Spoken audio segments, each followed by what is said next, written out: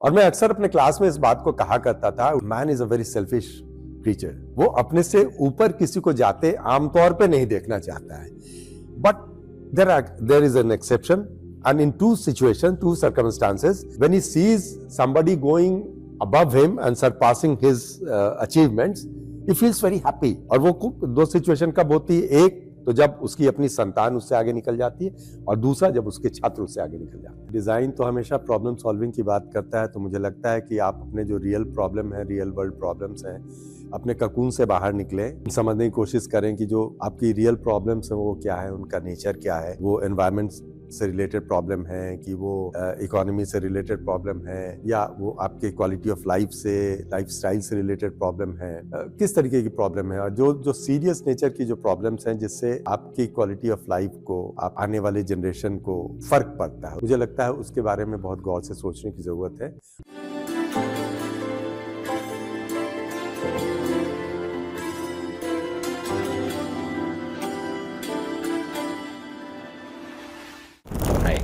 Namaste everyone. My name is Yashvardhan Verma. I'm Dr. Bole's son, and I'm so pleased to be talking to all of you about him for a change. And I hope you enjoy this podcast and hearing about his story. नमस्कार भक्तों, भक्स channel पे आपका बहुत बहुत स्वागत है। ये भक्स चरित्र है और आज हम डॉक्टर मिहिर भोले की यात्रा को रिकॉर्ड कर रहे हैं।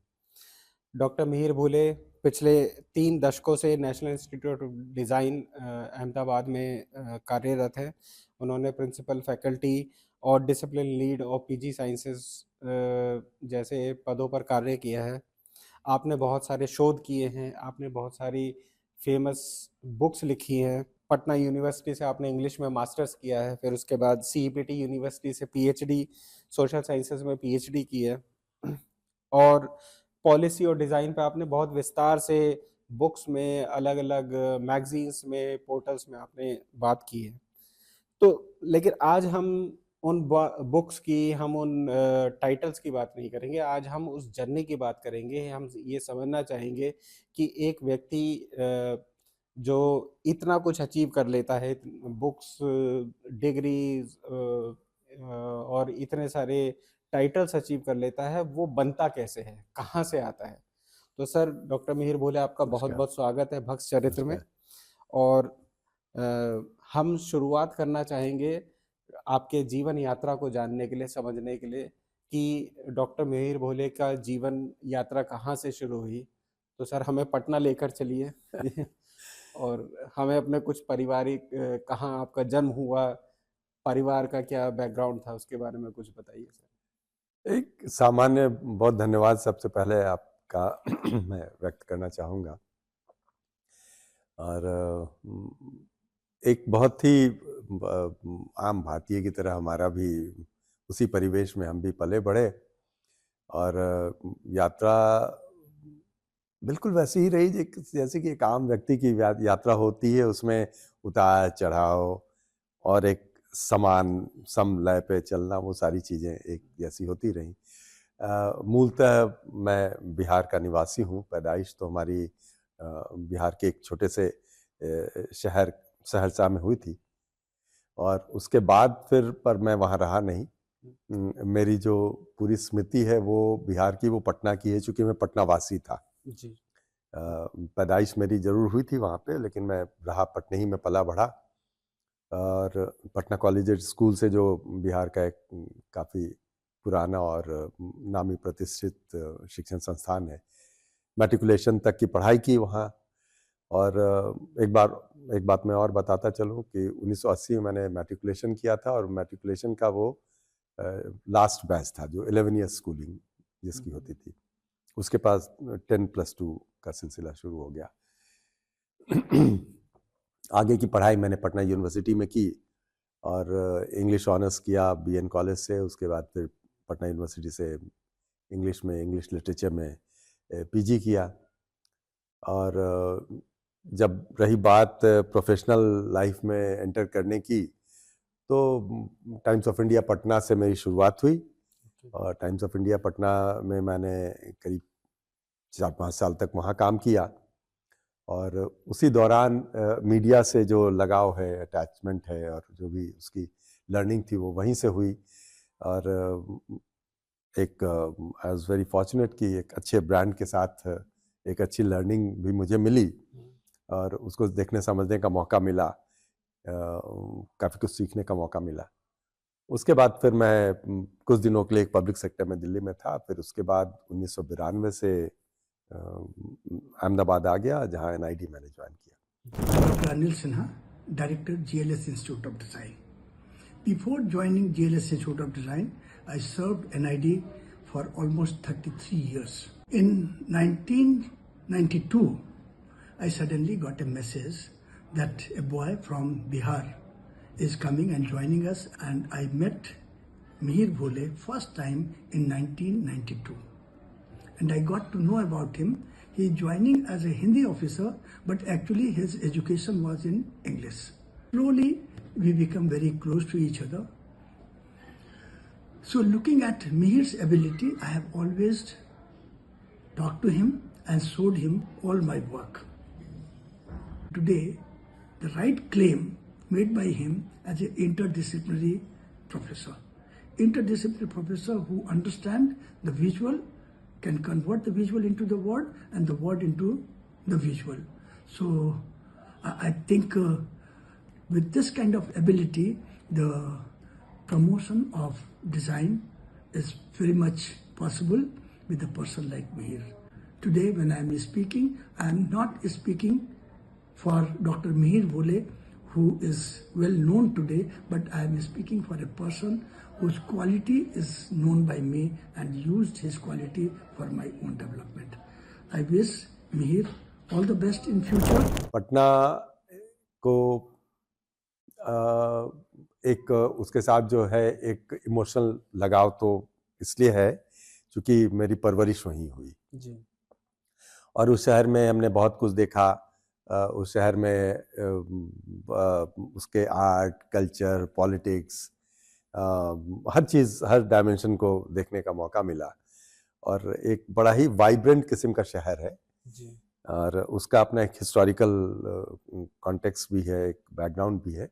एक बहुत वाइब्रेंट शहर है जो कभी आपको बोर फील नहीं होने देता है, हमेशा इंगेज रखता है, तो ये उसकी एक बहुत अच्छी बात है। और हाल के दिनों में तो अभी मैं जाता हूँ तो देखता हूँ कि काफ़ी परिवर्तन भी हो चुका है, तो मेरी बड़ी गहरी यादें हैं वहाँ के यूनिवर्सिटी से, कॉलेज से, अपने टीचर्स के साथ, अपने मोहल्ले में जो हमारे दोस्त हुआ करते थे, तो एक सुखद अनुभव रहा उस समय का। सर, एक तो ये कि जैसे हम बात कर रहे थे तो हमें पता चला कि आपका जो फैमिली बैकग्राउंड है वो बहुत ही गरिमामयी है। जी। परिवार में आपके पिताजी, दादाजी और आपकी फैमिली में आपकी माताजी जी। सब कहीं न कहीं समाज में सेवा कर रहे थे किसी न किसी स्तर पर। तो मतलब एक अच्छा पढ़ा-लिखा और वर्किंग क्लास फैमिली बैकग्राउंड आपका रहा है। जी। और जहाँ तक मुझे समझ है कि शायद उस समय में भी ऐसा रहता होगा कि साइंस और टेक्नोलॉजी पे ज़्यादा फोकस रहता होगा कि हाँ, इंजीनियर हाँ। बनो, डॉक्टर बनो। तो क्या सर आपके ऊपर भी वो प्रेशर था या ये हिस्ट्री और इंग्लिश सब्जेक्ट्स लेना ये आपकी पर्सनल चॉइस थी?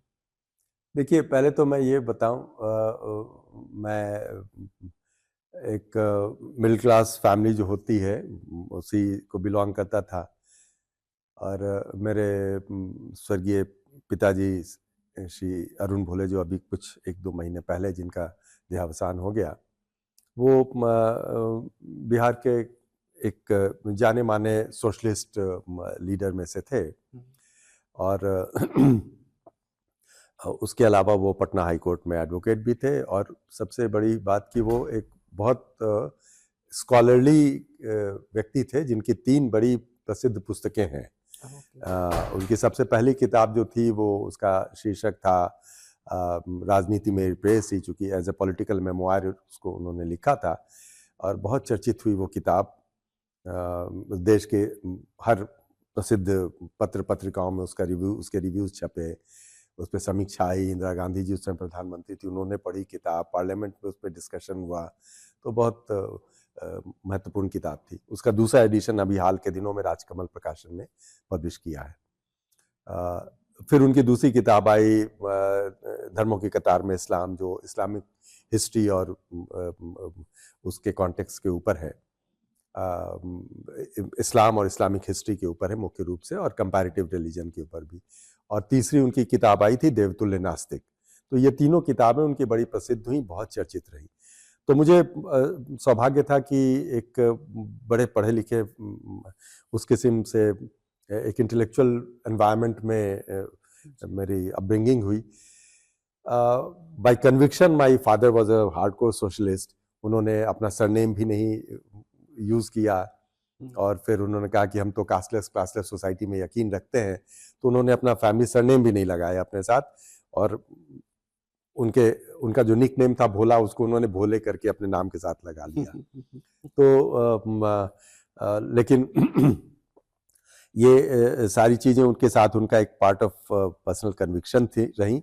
बिहार के बहुत एमिनेंट लीडर रहे, जेपी के बहुत क्लोज एसोसिएट रहे, और संपूर्ण क्रांति आंदोलन जब चला तो उसमें कई बहुत महत्वपूर्ण उनकी भूमिका रही। कई बार मीसा DIR में वो अरेस्ट हुए, और इस किस्म से उनका एक सपना था समाज के नवनिर्माण का, उसमें वो लगे रहे। बाद में जब वो पॉलिटिक्स से हटे, पॉलिटिकल डिटोरिएशन जब बहुत ज़्यादा शुरू हुआ तो हटे, तो फिर उन्होंने लिखने पढ़ने का, वैसे पेशे से वो criminal and constitutional law practice करते थे पटना हाई कोर्ट में।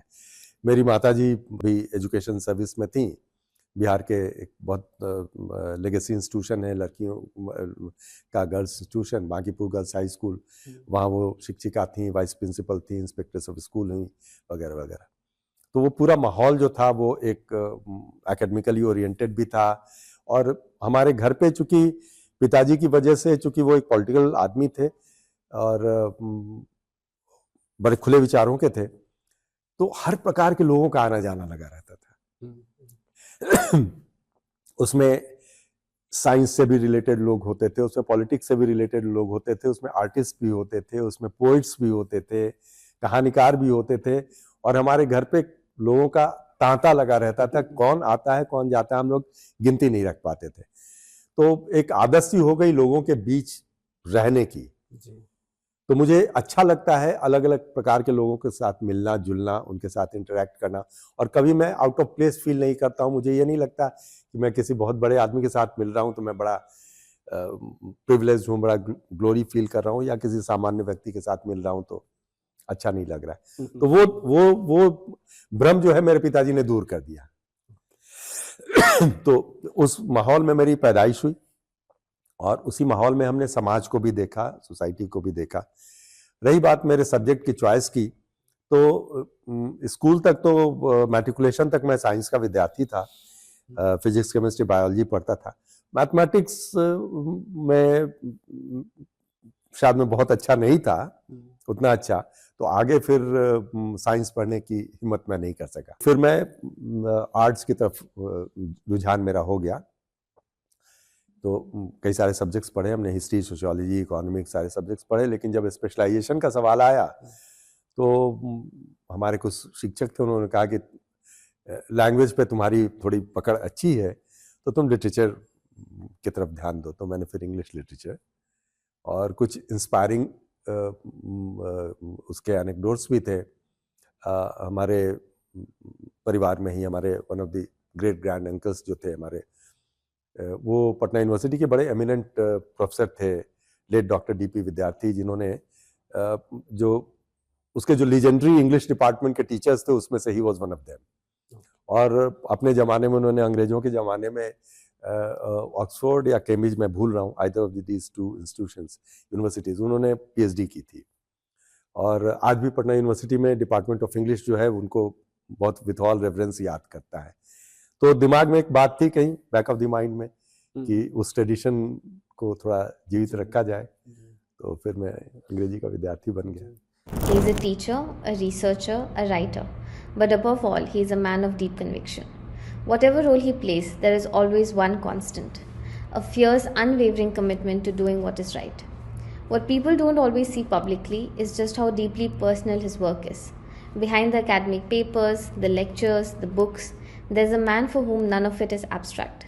Every question he asks about caste, justice, urbanization, design, or policy comes from a place of genuine love. A love for his country, love for its people, and love for his family. Family for him is not separate from his mission, it is his foundation. He carries a quiet intensity, a sense that he's always thinking, always caring, always building something meaningful for those who come after him. India needs more people like him because he represents something really rare, a scholar who never lost his roots. He studied English literature in Patna, earned his PhD in social science in Ahmedabad, and taught designers without ever being a designer himself. And through all of it, he has never stopped being a proud Indian who believes in this country's values and its potential. He has shaped some of the finest designers this nation has produced, and now, in retirement, he continues to think, to write, and to contribute. India needs more people who are not just intelligent but devoted to truth, to justice, and to the idea of a better India.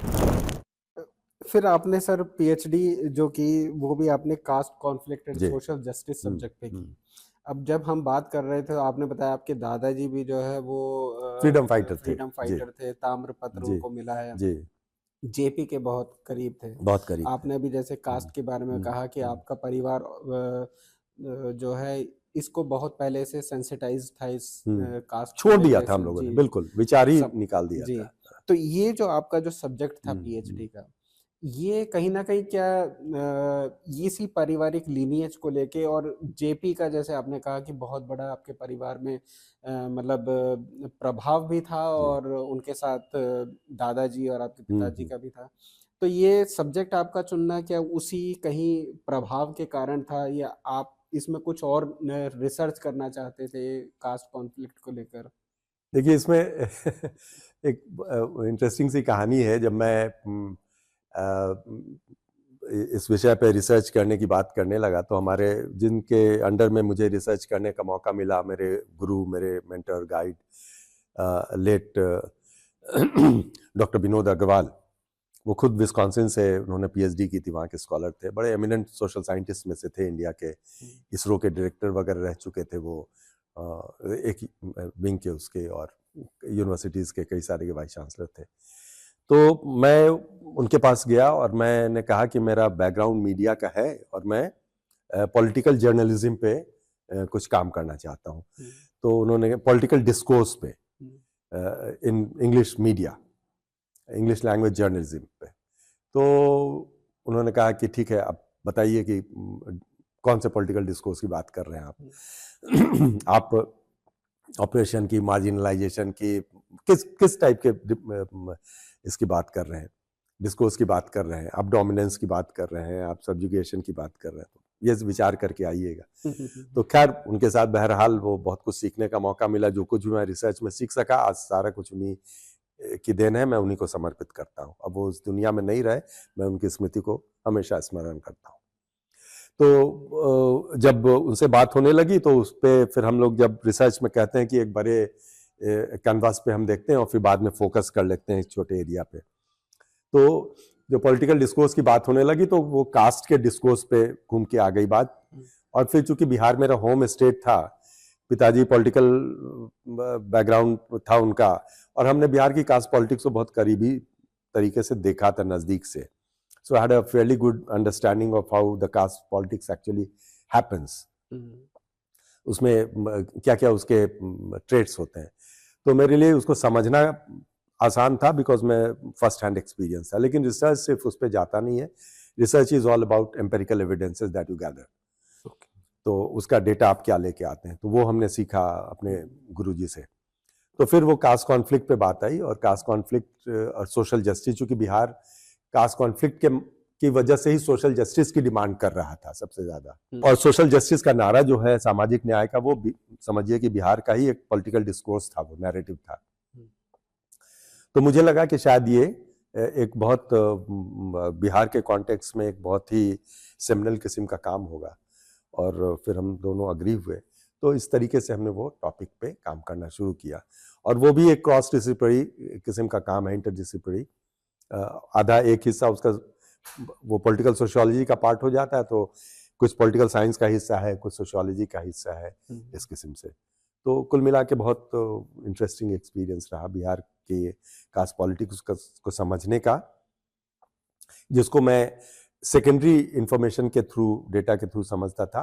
फिर जब मैंने field में जाके खुद से research किया, लोगों से बात की, 1000 से के करीब लोगों का डेटा कलेक्ट किया, और हाँ, अलग अलग कास्ट कैटेगरी में उनके ओपिनियंस को जानने की कोशिश की कि उनके क्या विचार हैं, कॉन्फ्लिक्ट के बारे में क्या विचार हैं, मार्जिनलाइजेशन के बारे में, ऑपरेशन के बारे में वो क्या सोचते हैं। तो बड़े अच्छे अच्छे मतलब जिन पे आज डिस्कोर्स से बाहर निकल गए हैं वो सारी चीज़ें उसमें निकल के आती थी।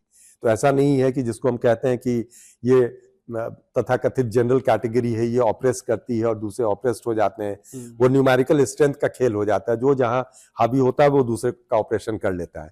तो ऐसे बहुत सारे फैक्टर्स उसमें निकल के आए थे, जिसकी वजह से उस किताब उसको जब हमने किताब के फॉर्म में लिखा तो उस पर बहुत देश दुनिया में बहुत चर्चा हुई इस पे।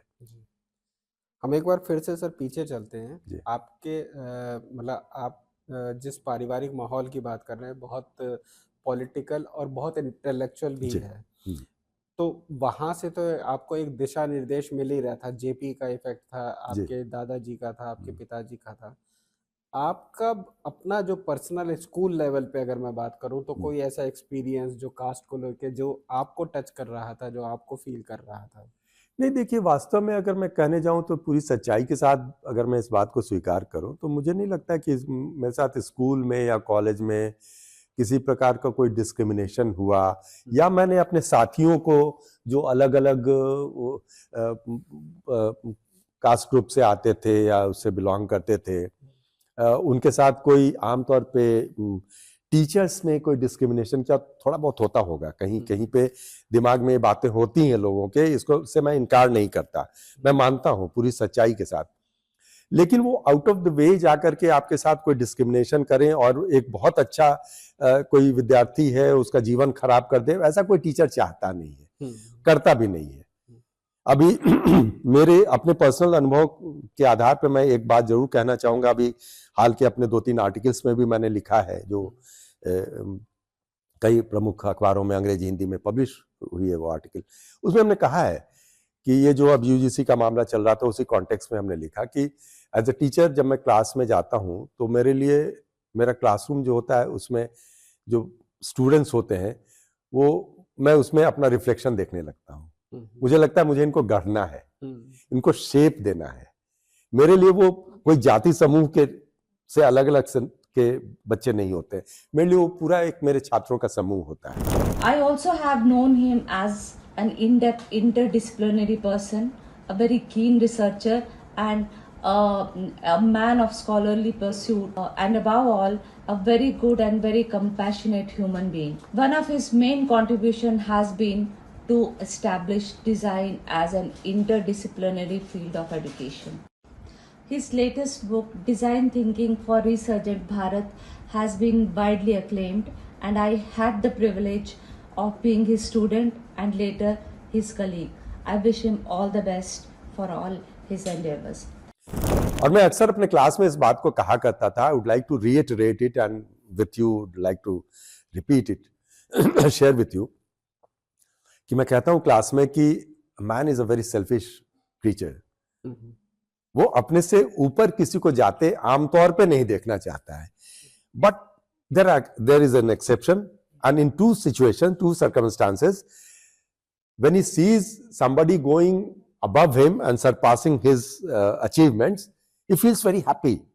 और वो दो सिचुएशन कब होती है? एक तो जब उसकी अपनी संतान उससे आगे निकल जाती है, और दूसरा जब उसके छात्र उससे आगे निकल जाते हैं। तो एज ए टीचर मैंने महसूस किया है कि जब हमारे छात्र जब एक्सेल करते हैं लाइफ में तो मुझे शायद सबसे ज्यादा खुशी होती है, इसलिए कि मुझे लगता है कि शायद इसकी पर्सनालिटी को, इसके लर्निंग को, इसको शेप करने में, गढ़ने में मेरा कुछ रोल रहा है। तो ये सारे टीचर्स का अनुभव होता होगा।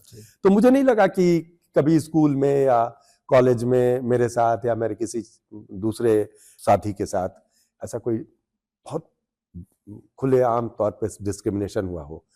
ऐसे अनुभव मेरे कटु नहीं रहे, सत्य बात तो ये। The most important thing that he transmits, that he says, is the interdisciplinary nature of design, where he says that any idea constitute of not just a point of view, but a variability of many.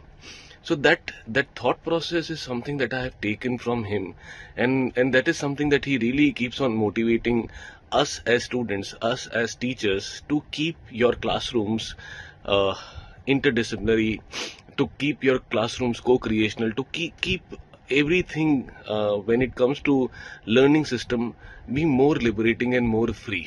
So sir's approach has always been with us as students and now currently as teachers is to motivate us constantly, and this is something that I'm really thankful for sir's participation in my life as a mentor. So I would want to thank him for that. Thank you, sir. हम जब school life में या college life में होते हैं तो हमारी बहुत सारी दोस्तियाँ होती हैं, बहुत मिलते हैं, बिछड़ते हैं। कुछ ऐसी होती हैं जो लाइफ लॉन्ग रहती हैं। आपके कोई ऐसे मित्र हो जो शायद बचपन से अभी तक कनेक्टेड हैं, कई सारे हैं और अब तो अलग अलग कुछ विदेशों में बस गए जाके, कुछ देश के अंदर ही हैं। हम लोगों की बहुत साझा यादें हैं। कई मौके पे दोस्तों का रोल बड़ा इम्पोर्टेंट हो जाता है। मुझे याद है कि जब एक जो उसका एक वाकया है मुझे याद है, उस समय मैं टाइम्स ऑफ इंडिया में काम कर रहा था और मैं पोस्ट ग्रेजुएशन भी साथ में कर रहा था पटना यूनिवर्सिटी में। तो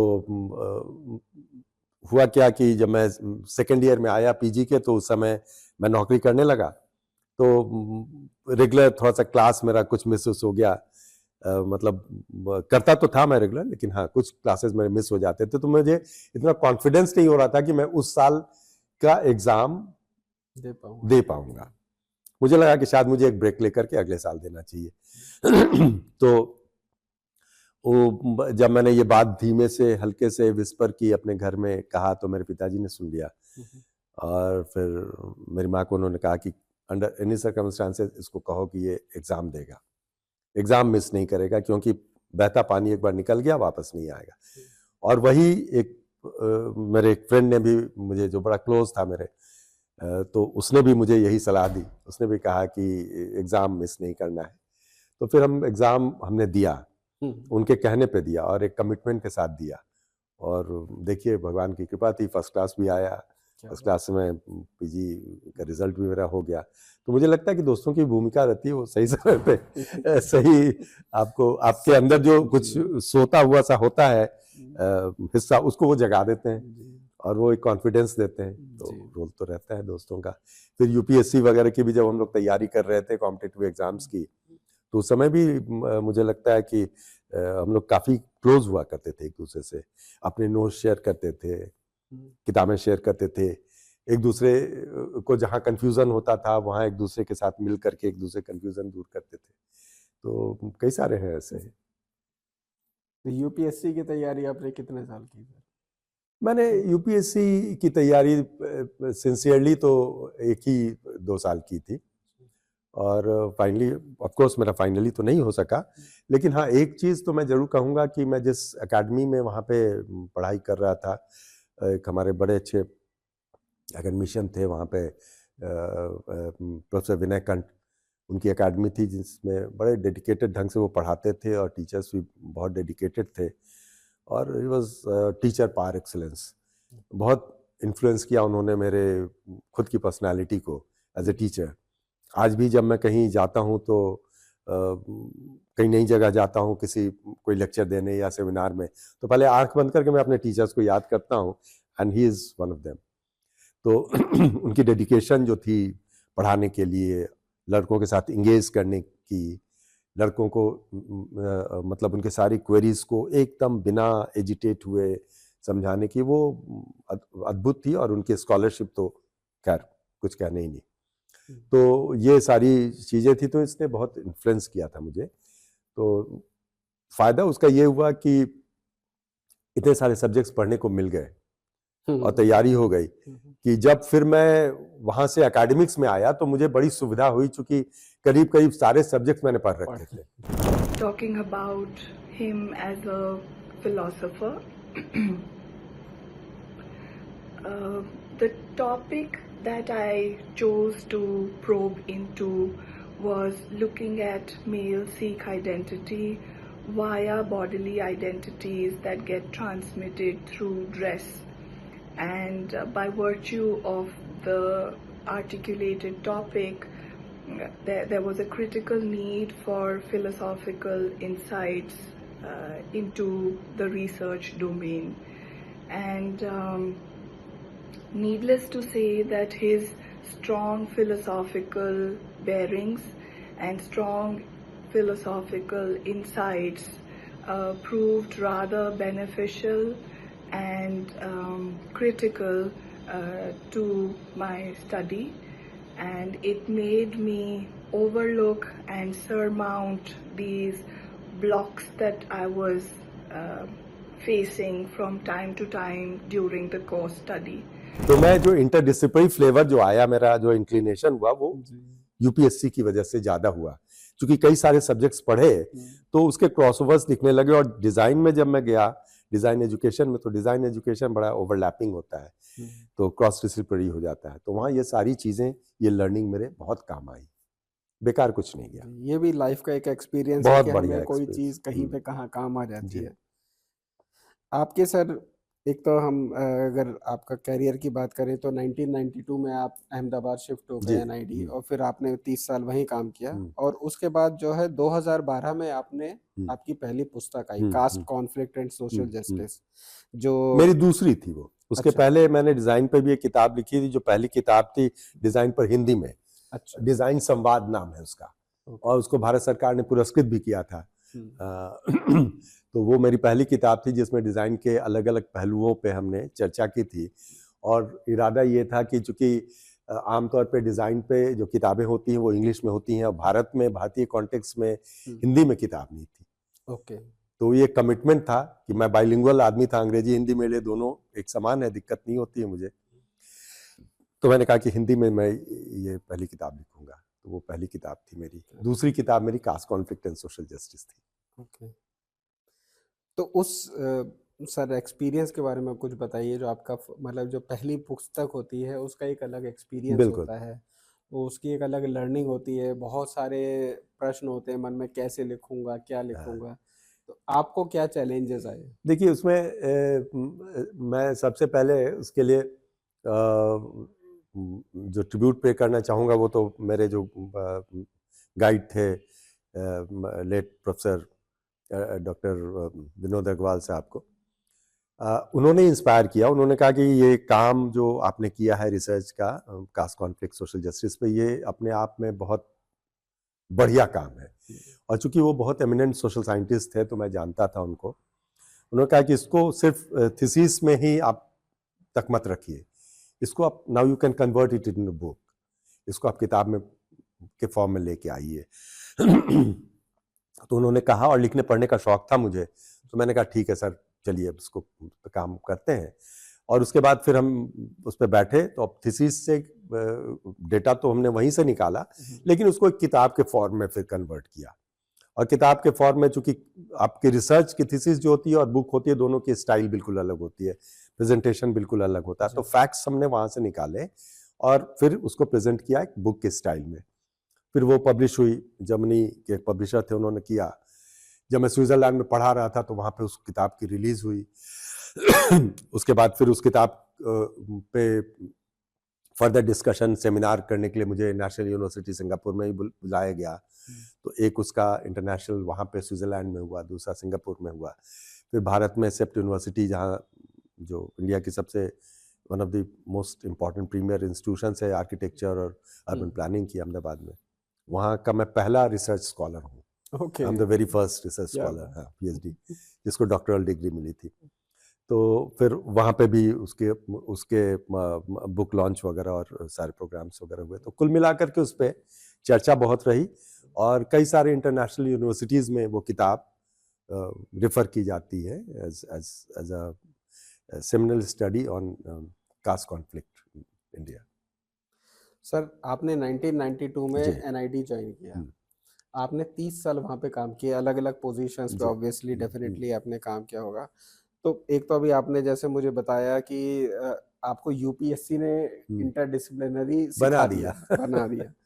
लेकिन सर 30 साल किसी एक इंस्टीट्यूशन में लगे रहना, वो क्या चीज थी, वो कौन सा जोड़ था जिसने आपको वहाँ पे 30 साल लगाए रखा, चिपकाए रखा, कि आप वहाँ से गए नहीं, आपने स्विच करने की कोशिश नहीं की? ये तो एक बहुत इंटरेस्टिंग सा सवाल है। और मैं जब रिटायर हुआ था तो उस समय मैंने इस पर बात की थी, और मैंने कहा था कि जब मैं एनआईडी आया तो क्रिएटिविटी, वो क्रिएटिव लोगों की दुनिया थी, और हमारे लिए जो लिटरेचर पढ़ के आए थे उनके लिए क्रिएटिविटी का मतलब कुछ और होता था। हमारे लिए पोएटिक इमेजिनेशन में क्रिएटिविटी थी, हमारे लिए शेक्सपियरियन ड्रामा में, प्ले में क्रिएटिविटी थी, हमारे लिए वर्ड्सवर्थ की पोएट्री में क्रिएटिविटी थी। तो हम क्रिएटिविटी को दूसरे तरीके से देखते थे। तो हमारे लिए ड्रामा और पोएट्री और नॉवेल्स, इसमें क्रिएटिविटी दिखती थी हमको। लेकिन हमने वहाँ पे क्रिएटिविटी को एक्चुअली एक फंक्शनल डायमेंशन क्रिएटिविटी का देखा। जब हम वहाँ पहुँचे तो हमने देखा कि कैसे आप क्रिएटिव ढंग से सोच करके और सॉल्यूशंस की तरफ, एक प्रॉब्लम को सॉल्व करके एक सॉल्यूशन का निर्माण करते हैं।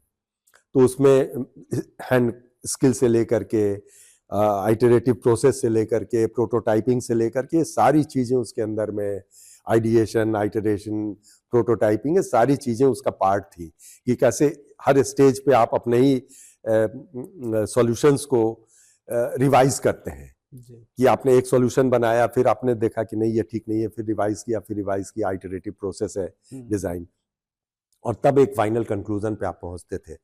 तो इसके पीछे जो क्रिएटिव जो एक प्रोसेस होता था, thought process and process of action and thought both, ये चीज मुझे बहुत अपील करने लगी, और मुझे लगा कि शायद इससे बहुत कुछ सीखने की जरूरत है। एक दूसरी चीज, फिर क्रिएटिविटी के एप्लीकेशन को हमने कई डायमेंशंस पे देखा। वो कम्युनिकेशन डिजाइन में भी क्रिएटिविटी दिखाई पड़ने लगी, वो प्रोडक्ट डिजाइन के अंदर भी क्रिएटिविटी दिखाई पड़ने लगी। बात के समय में जब आईटी इंटीग्रेटेड डिजाइन की बात होने लगी तो आईटी सॉल्यूशंस में, उसमें भी दिखाई पड़ने लगी। तो कई डायमेंशंस में हमको वो देखने को मिला, और मुझे लगा कि इतना अप्लाइड अप्रोच ऑफ क्रिएटिविटी, जो आमतौर पर क्रिएटिविटी होता है क्या कि एक व्यक्ति को कोई चीज अच्छी लगी, उसने इमेजिन कर लिया, उसने बना दिया, आपने कहा इसकी ये क्रिएटिविटी है। एक पेंटर है, उसने बहुत अच्छी पेंटिंग की, एम.एफ. हुसैन ने, आपने कहा उनकी क्रिएटिविटी है, तो आपने उसको अप्रिशिएट किया उसके लिए। यहाँ पे आपकी क्रिएटिविटी जो थी वो एक प्रॉब्लम को सॉल्व कर रही थी। तो क्रिएटिविटी का इतना अप्लाइड एप्लीकेशन जो था वो देखने को मिला, सीखने को मिला, उसके साथ इन्वॉल्व होने का मौका मिला। फिर उसमें मैं धीरे धीरे बहुत ही अंदर बसता चला गया। फिर कभी मुझे लगा नहीं कि इस जगह को छोड़ के हटने की कोई जरूरत है, तो कंटिन्यू कर गया। क्रिएटिविटी की बात की जब आप समझा रहे थे, तो मतलब अचानक से ये फील हुआ कि हाँ, सही में क्रिएटिविटी जो होती है वो पर्सनल लेवल पे होती है। मैं कुछ सोच रहा हूँ, मैं किसी और देश में चला गया, किसी और लोक में चला गया, वो मेरा अपना पर्सनल ग्रेटिफिकेशन, मुझे अच्छा लग रहा है। या जैसे आपने एम.एफ. हुसैन की बात की, वो सेकंड लेवल है कि लोग पसंद कर रहे हैं, अच्छा ठीक है, it's okay.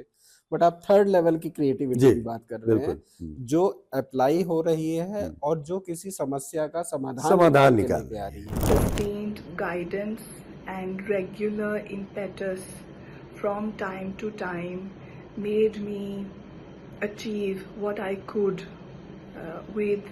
within the given scope of my study. And as I mentioned, the regular push from his side made me achieve the first doctoral degree in design from NID Ahmedabad, and I am ever so grateful and thankful to him for the same. Creativity जो अपने लिए नहीं, जो समाज के लिए आ रही है, जो समाज को सॉल्व करने के लिए आ रही है। बहुत ही बढ़िया बात। क्या मतलब वो स्वांतः सुखाय नहीं है, हाँ, वो बहुजन सुखाय बहुजन हिताय है। बिल्कुल सही बात कह रहे हैं। इसके अलावा सर, आपने जो है बहुत सारे जगह पे Live Mint, Millennium Post, the Indian Express और डाउन टू अर्थ, ऐसे बहुत सारे प्रकाशनों में भी काम किया है। लिखा है उनके लिए, काम नहीं किया, लिखा। हाँ, मतलब आई एम सॉरी, मतलब आपने उसमें पॉलिसी डिस्कोर्स के बारे में बात की है, आपने लेख उसमें दी हैं, बहुत सारे हैं। तो इसके बारे में कुछ बताइए कि एक इंस्टीट्यूशन से बाहर आके, एकेडमिया से बाहर आके पब्लिक डिस्कोर्स में मतलब इस डिजाइन के बारे में बात करना, तो ये आपको एक रिक्वायरमेंट फील हुई, या ये आपको लगता था कि नहीं, ये लोगों को बताना चाहिए, कम्युनिकेट करना चाहिए डिजाइन को लेके? मतलब इसका क्या रिक्वायरमेंट थी कि एकेडमिया से बाहर आना और पब्लिक नहीं, देखिए ये मुझे याद है, बहुत कई डिकेड्स हो गए, मुझे लगता है 20 साल हो गए होंगे या शायद ज़्यादा। तो आपकी दिल्ली से ही एक बहुत अच्छी एनवायरनमेंट की, सबसे एनवायरमेंटल साइंस के ऊपर सबसे अच्छी शायद पत्रिका है डाउन टू अर्थ जी, बहुत। और उस समय अनिल अग्रवाल जी उसके एडिटर हुआ करते थे। और मैं पढ़ता था उस पत्रिका को, मुझे बहुत अच्छी लगती थी वो मैगजीन।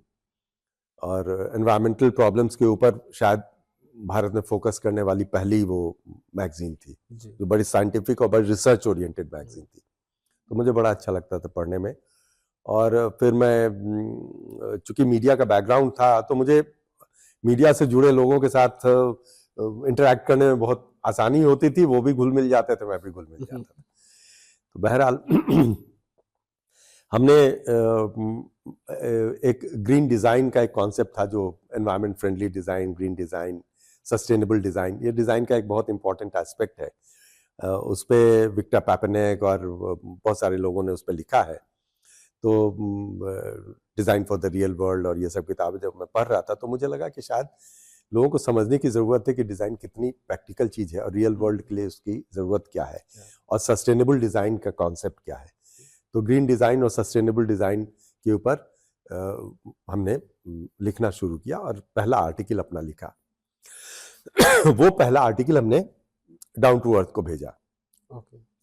और मुझे याद है कि उस जमाने में इंटरनेट वगैरह नहीं हुआ करता था, तो हम लोग टाइप करके और चिट्ठी भेजते थे, और चिट्ठी का उधर से जवाब आता था। तो जब उनका जवाब आया, तो उन्होंने एक एक जगह पे जहां पे भी उनको कुछ जानने की जरूरत थी, उसको मार्क किया हुआ था कि विक्टर पैपनेक, तो उसको सर्कल किया, बोला हु इज ही, आप बताइए उनके बारे में। ग्रीन डिजाइन, तो उसको मार्क किया। व्हाट इज द कॉन्सेप्ट, ऐसे करके। तो मैं बोला ये तो बड़े थॉरो हैं। तो फिर मैंने उनको एक्सप्लेन किया, और वो आर्टिकल मेरी पब्लिश हुई, जो डाउन टू अर्थ की पहला आर्टिकल था, जो कि डिजाइन के ऊपर था। बहुत पढ़ा गया, बहुत सराहना हुई उसकी। और फिर मैं उसके बाद जब मैं दिल्ली आया, तो मैं अनिल अग्रवाल जी से मिला, और जब वो मुझसे मिले तो बड़े खुश हुए। बोला कि तुमने तो बहुत अच्छा एक नया एरिया निकाल लिया लिखने का। सो दैट वे मैं कभी कभी मजाक में कहता हूँ कि मैं इंडिया का पहला डिजाइन जर्नलिस्ट हूँ। क्योंकि डिजाइन को मेन स्ट्रीम जर्नलिज्म में लेके जाने का, उस पर लिखने का सिलसिला मैंने ही शुरू किया।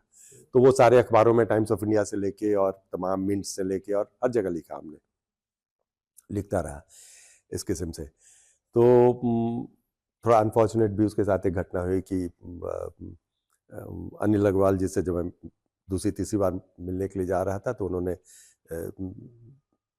टाइम दिया मुझे और सब कुछ। मैं दिल्ली आया मिलने के लिए, कुछ काम था, और फिर मैं मिलने जाने वाला था, और तब मैं ठहरा हुआ था इंडिया इंटरनेशनल सेंटर में। और शाम में जब मैं न्यूज़ देख रहा था, तो पता चला कि उनकी तबीयत खराब चल रही थी कुछ दिनों से, और वो गुजर गए। तो और मरने के पहले, अपने मृत्यु के पहले, जो उन्होंने आर्टिकल लिखा था, तो उन्होंने उस पर लिखा था कि मैं कैसे पॉल्यूशन का शिकार हो गया। अच्छा। हाँ। और वो एनवायरमेंटल एक इशू था, तो उसको बहुत अच्छे ढंग से उन्होंने सेंसिटाइज किया था लोगों को। तो मुझे लगता है ऐसे लोगों की ज़रूरत है जर्नलिज्म में, जो रियल लाइफ एक्सपीरियंस को रिलेट कर सके। तो उस किस्म से हमने लिखना अपना शुरू किया डिज़ाइन के बारे में। फिर अंग्रेजी में, हिंदी में। मैं NID की एक पत्रिका निकालते थे, डिज़ाइन जर्नल था वो, डिज़ाइन प्लस। तो उसका मैं फाउंडिंग एडिटर हुआ करता था। वो एक बाइलिंगुअल मैगजीन थी। भारत सरकार ने 2 बार उसको अवार्ड भी दिया था, 2-3 बार। और उसमें हम लोग सारी एक्टिविटीज़ को डिज़ाइन के कवर करते थे, और वो इंटरनेशनल लेवल पे वो पत्रिका जाती थी सारे इंस्टीट्यूशंस को पूरी दुनिया में। तो इस किस्म से मैंने कोशिश की कि डिज़ाइन को प्रमोट करें।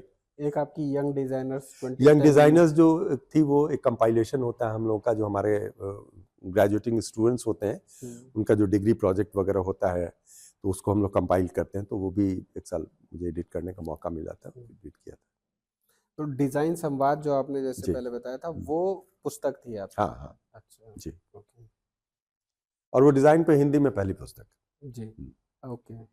तो आपने, जैसे हम ये मीडिया पब्लिकेशन की बात कर रहे थे, तो आपने एक नया आइडिया कॉइन किया है कि डिज़ाइन जर्नलिज्म, जिसकी बहुत आवश्यकता है। और मुझे लगता है कि इन मैगजीन्स और इन आर्टिकल्स के थ्रू ये डिज़ाइन जर्नलिज्म कहीं पब्लिक डिस्कोर्स में पहुंचा होगा। और कहीं ना कहीं जो है सिस्टम और पॉलिसी डिजाइन में ये बहुत लाभदायक होगा, सहायक भी होगा। डाउन टू अर्थ ऑब्वियसली हम लोग भी पढ़ते हैं और बहुत अच्छी मैगजीन बहुत अच्छी। उसके बाद कई सारे आर्टिकल्स हमने लिखे, हाल तक मैं लिखता था, इधर कुछ दिनों से मैंने नहीं लिखा है।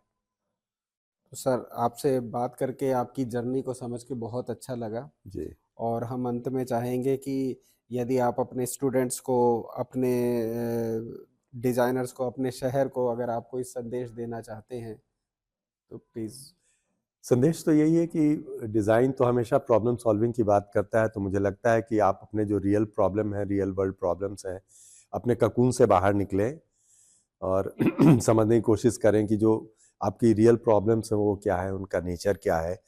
वो एनवायरनमेंट से रिलेटेड प्रॉब्लम है कि वो इकोनॉमी से रिलेटेड प्रॉब्लम है, या वो आपके क्वालिटी ऑफ लाइफ से, लाइफस्टाइल से रिलेटेड प्रॉब्लम है, किस तरीके की प्रॉब्लम है। और जो सीरियस नेचर की जो प्रॉब्लम्स हैं जिससे आपकी क्वालिटी ऑफ लाइफ को, आप आने वाले जनरेशन को फ़र्क पड़ता है, उस पर कुछ असर पड़ता है, मुझे लगता है उसके बारे में बहुत गौर से सोचने की ज़रूरत है और उनके बारे में आपको बहुत क्रिएटिवली उसके सॉल्यूशंस के बारे में सोचने की ज़रूरत है। आज आप बेटर प्लेस्ड हैं, you are much better place than we used to be nowadays, because you have technology at your disposal. आपके पास साइंस, टेक्नोलॉजी, आपके पास बहुत सारी नए इनोवेटिव मेथड्स आ गए हैं, आप ग्लोबली कनेक्टेड हो गए हैं। तो मुझे लगता है कि ये जो सारी चीज़ें हैं इसको कहीं पे अपना एक स्ट्रेंथ बना करके जो रियल सोशल चैलेंजेस हैं आज की और आने वाले दिनों की, उसके बारे में खुद को तैयार करें, उसके प्रॉब्लम्स को सॉल्व करने के लिए खुद को प्रिपेयर करें और लोगों को इंस्पायर करें, ताकि ये जो प्रोसेस है हमारा आगे चलता रहे, एक अच्छे सोसाइटी का निर्माण हो। What intellectual quality distinguishes him from other professors? I can't really speak to what sets him apart as a professor. I was never really a student. But as a son, what I can tell you is that whatever little I know about learning, I have learned from him. So the thing that's always stood out about him is his curiosity. It is generally unending. But more than that, I think it's his ability to think across disciplines. And that's without even trying. Most of us, we have to learn to consciously think in an interdisciplinary way. It's a skill that people take years to develop. For him, it's just natural. It's just the way his mind works. The way he picks up a concept, let's say from design thinking, and applies it to a policy problem, it's always a little eye-opening, even when you've grown up watching him do it all his life. And I think that is really rare in academia, where most people tend to go deeper and deeper into one lane. He's always moved across lanes and really just made it look effortless. That's also something that he has encouraged us as his children, and I know all his students to think beyond what just their discipline allows them to think. Sir बहुत बहुत धन्यवाद आपका। धन्यवाद आपका। आपने अपनी जीवन यात्रा हमारे साथ साझा की और हमारे दर्शकों को और इस पॉडकास्ट को सुनने वालों को, देखने वालों को ये पता चला होगा कि कैसे कोई व्यक्ति एक समाज से सीख कर, प्रेरणा लेकर और कहाँ तक पहुँच सकता है जिसकी कोई सीमा नहीं है। तो डॉक्टर मिहिर भोले का जो जीवन है वो भी एक इसी तरीके का एक एग्जाम्पल है कि आप करने के लिए बहुत कुछ कर सकते हैं। एक मंशा की आवश्यकता है, डायरेक्शन की आवश्यकता है। हमारे चैनल पे जुड़े रहने के लिए सर बहुत बहुत धन्यवाद। हमारे दर्शकों का बहुत बहुत धन्यवाद। Thank you very much.